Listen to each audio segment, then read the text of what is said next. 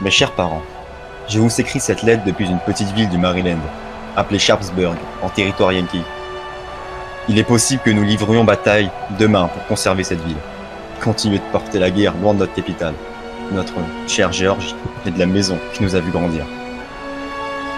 Vous êtes sans nouvelles de moi depuis d'un an, mais la mort de mon cher frère aîné William.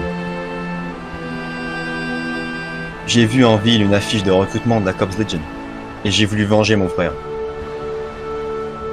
Une fois engagé, j'ai été conduit à Fort Benning, où j'ai rencontré le major O'Hara, qui s'est occupé de mon affectation dans le régiment d'infanterie. Nous sommes avec d'autres unités de Géorgie, et le drapeau flotte sur notre campement.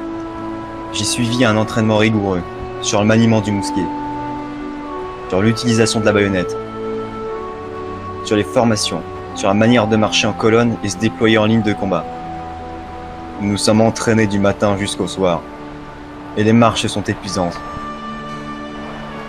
L'équipement laisse parfois à désirer. Et certains de mes camarades n'ont déjà plus de chaussures tellement elles ont été usées. Quand vient le moment du repas, le moral revient, bien heureusement. Nous avons saisi du café à des prisonniers yankees. Je me suis fait des camarades venus de toute la Géorgie, de braves gars qui veulent juste vivre en paix et repousser ces hordes de nordistes. Nous côtoyons aussi des gars de la cavalerie. Les artilleurs sont aussi présents et ils s'entraînent comme des démons du matin au soir à manier leurs canons. Parfois, il m'arrive de revoir être de garde pendant la nuit. Cela paraît interminable, et un bon feu nous rappelle le confort d'un toit et d'une cheminée. Le temps est horrible ces derniers temps. La pluie ne nous épargne guère, et nos vêtements ne sèchent même plus. L'hiver dernier, nous avons été surpris un soir par la neige. Celle-ci est tombée toute la nuit et au matin, tout était blanc. Nous n'avions pas d'équipement d'hiver, ce fut très dur pour nous. Que cette guerre est unique dans l'histoire. Nous nous battons entre frères d'une même nation. Les hommes viennent d'Irlande, se battre à nos côtés, tandis que d'autres Irlandais sont dans le camp d'en face. Face à nous, parfois, se trouvent des régiments composés d'Italiens. À nos côtés, nous entendons des soldats venus de Louisiane parler en français. Des uniformes somme toute exotiques. Les Yankees aussi ont, paraît-il, des francophones dans leur rang, en uniforme de zouave. Maintenant que mon jeune frère Scott a rejoint notre unité, je me dois de veiller sur lui. Il a été intégré dans une prestigieuse compagnie de sharpshooters, car il a toujours été le plus doué au mousquet. Je vous supplie cependant de ne pas laisser Ryan s'engager dans notre armée. Si Scott et moi venions à périr, il serait trop cruel que la guerre vous prenne 4 fils. J'ai su que notre cousin Jordan de Caroline du Nord était devenu officier chez Tarhez du 18e régiment. Et c'est une grande fierté. J'ai appris avec tristesse que notre autre cousin Warren s'est rangé par loyalisme aux côtés des maudits Yankees et qu'il serait dans un régiment de Pennsylvanie. Je prie Dieu de ne jamais avoir à le croiser sur un champ de bataille, tant il serait cruel de faire verser le sang de la famille de ma propre main. La semaine dernière, une grande cérémonie a eu lieu et j'ai eu l'honneur d'être promu caporal en présence de notre colonel. Plusieurs de mes camarades ont également été décorés pour leur bravoure. Je suis très fier d'être des leurs. Je mentirais si je disais que je n'ai pas peur.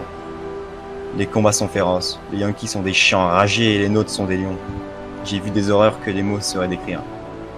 Les morts se comptent par milliers, à chaque engagement. Les cœurs sont mêlés, le sang rougit la terre et les uniformes. On s'entend si bien qu'on ne distingue plus les bleus et les gris. Nous sommes tous de pauvres jeunes hommes fauchés indistinctement par la mort. J'espère tant revoir bientôt la Géorgie, votre maison, la ville, les campagnes, et les jeunes demoiselles d'Atlanta. Il paraît que la fille du major O'Hara est fort belle, et qu'elle se prénomme Scarlett. Au diable les Yankees, au diable Lincoln et les politiciens de Richmond. Au diable les profiteurs et les esclaves dont je n'ai que faire. Au diable les généraux de salon, qui nous en vont mourir comme Colin quelconque. Je veux juste rentrer chez moi à présent. Je vous embrasse. En ce jour du 17 septembre 1862, j'ai le regret de vous annoncer que le caporal Freddy est tombé au champ d'honneur au milieu de ses camarades.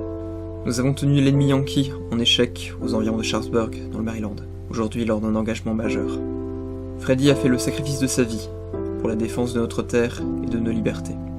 Soyez certains que j'ai chéri chacun de mes hommes tombés aujourd'hui, autant que vous avez chéri votre enfant. J'ai eu le privilège de l'avoir sous mes ordres, et il fut un exemple pour ses camarades, comme pour son frère, sur lequel je veille à présent. Soyez assurés également de la gratitude éternelle de la Confédération, et de toute la nation que nous défendons chaque jour, de toutes nos forces au prix de notre sang. La Confédération sera victorieuse. Votre fils sera vengé et ne sera pas mort vainement. Soyez à jamais fiers de lui.